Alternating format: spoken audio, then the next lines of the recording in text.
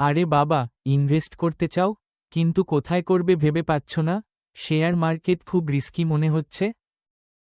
চিন্তা নেই, mutual fund আছে তো। এটা অনেকটা একটা ঝুড়ির মতো, যেখানে অনেক লোকের টাকা একসাথে করে বিভিন্ন জায়গায় ইনভেস্ট করা হয়। আর এই ঝুড়িও কিন্তু কয়েক রকমের হয়। কোনটা আপনার জন্য সেরা, চলুন জেনে নিই সহজ ভাষায়।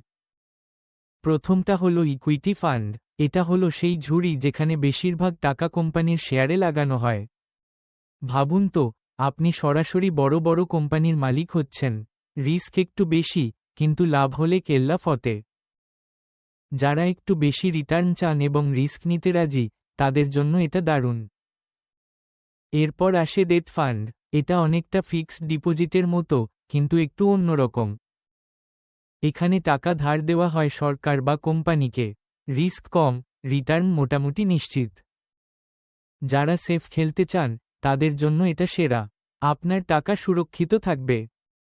আর আছে হাইব্রিড ফান্ড। এটা হলো ইকুইটি আর ডেটের মিক্সচার।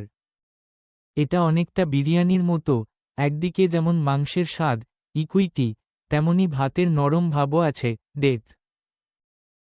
রিস্ক আর রিটার্নের একটা ব্যালেন্স থাকে এখানে।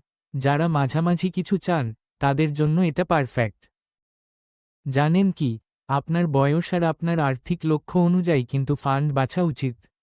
অল্প বয়সে রিস্ক নিতে পারলে ইকুইটি, আর অবসরের জন্য ডেট বা হাইব্রিড ভালো। কিন্তু আসল টুইস্ট হলো, শুধু ফান্ড চিনলেই হবে না, আপনার লক্ষ্যটা আগে ঠিক করুন। তারপর সঠিক ফান্ড বেছে নিন।